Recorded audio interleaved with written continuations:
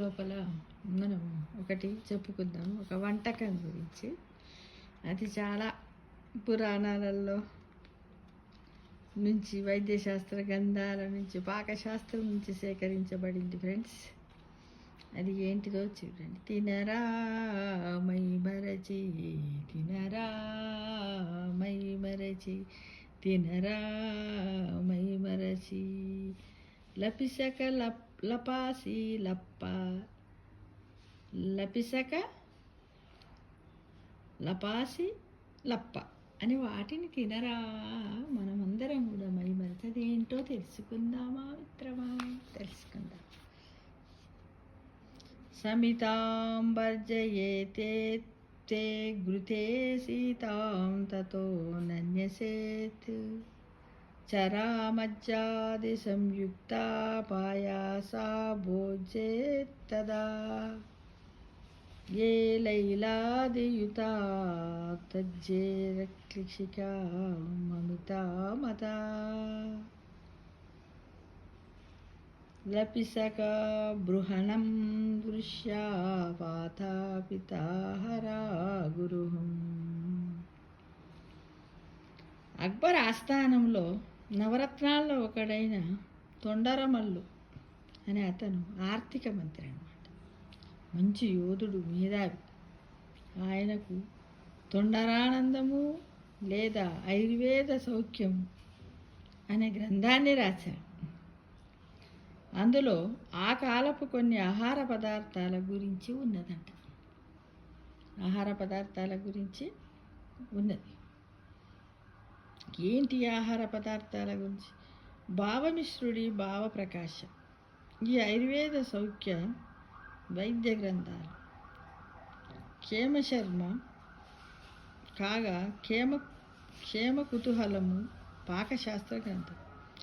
ఈ మూడు ఇంచుమించు ఒకే కాలంలో వెలువడ్డాయి. వీటిలో లపీసక అనే వంటకం గురించి ఉంది. ఇది పోషకము, పుష్టినిస్తుంది, లైంగిక శక్తిని పెంచుతుంది, వాతపైత్యాల్ని తగ్గిస్తుంది, దండిగా ఉంటుందని పేర్కొన్నారు.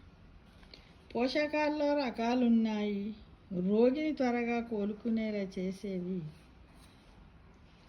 బల్యాలు, అంటే చిక్కిపోయిన వారికి కండ పెరిగేలా చేసేవి బృహణాలు, రోగనిరోధక శక్తి పెంచేవి వ్యాధి క్షమత్వాలు, సంతృప్తి కలిగించేవి తర్పణాలు, లైంగిక శక్తి పెంచేవి వృష్యాలు. లపిసక బృహణి వృష్య బల్యపిత అనిలాపహ. ఈ లపాసిక బృహణంగా వృష్యంగా పనిచేస్తుందని భావప్రకాశ వైద్య గ్రంథం పేర్కొంది. పురుషుల లోపల జీవకణాలు పెంచుతుంది. మరి దీన్ని ఎలా తయారు చేస్తారు ఏంటిది ఇప్పుడు తెలుసుకో. ఒక పాత్రలో చాలినంత నెయ్యి తీసుకుని కాచి గోధుమ పిండిని కొద్దిగా వేస్తూ వేగించాలి. అందులో తగినంత పంచదార కూడా వేసి వేగిస్తూ కొద్దిగా పాలు పోసి కలయబెడుతూ ఉడకనివ్వాలి. విడిగా నేతితో వేగించిన చారపప్పుని అందులో కలిపితే ఇదే లపీసక అని తోడమల్లు రాశాడు. క్షేమ కుతూహలం అనే పాకశాస్త్ర గ్రంథం ఇందులో ఏలకుల పొడి, లవంగము లాంటివి కలుపుకోవాలని చెప్పింది. ఇది హల్వా ప్రక్రియకి పూర్వరూపము కావచ్చు. ఆప్టే సంస్కృత నిఘంటువు మరాఠీ వారి లపాసి కూడా లపసక లాంటిదేనని, దీన్ని తెలుగువారు లప్ప అంటారు. దీన్ని ఏమంటారు? తెలుగువారు లప్పనట. లప్ప అంటారు. లప్పలంటే ముద్దగా ఉన్నవి. కస్తూరి కలిపిన లప్ప పరమశక్తిదాయకమైంది.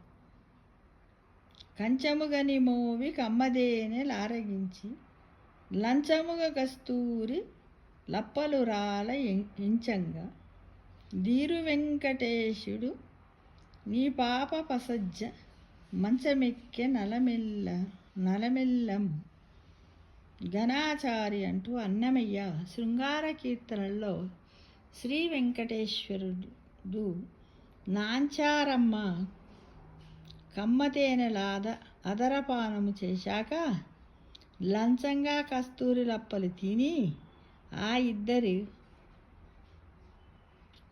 ఇద్దరు నిద్రపోయారని రాశాడు. లప్పల వలన ప్రయోజనం ఇది. వీటిని కొన్ని తెలుగు ప్రాంతాల్లో పాల ముంజలు అంటారు. ఏమంటారు? పాల ముంజలు. మరాఠీలు కొబ్బరి తురుము లేదా కొబ్బరి పాలు కలుపుతారు. ఇది దేశవ్యాప్తంగా ప్రసిద్ధి చెందిన తీపి వంటకం. నేతిలో వేగించిన వేరుశనగ పప్పు, జీడిపప్పు, బాదాము, పిస్తా, కిస్మిస్, ఖర్జూరం లాంటివి కూడా కలిపితే పోషక విలువలు పెరుగుతాయి. మరాఠీ వాళ్ళు ఈ లపీసక లేదా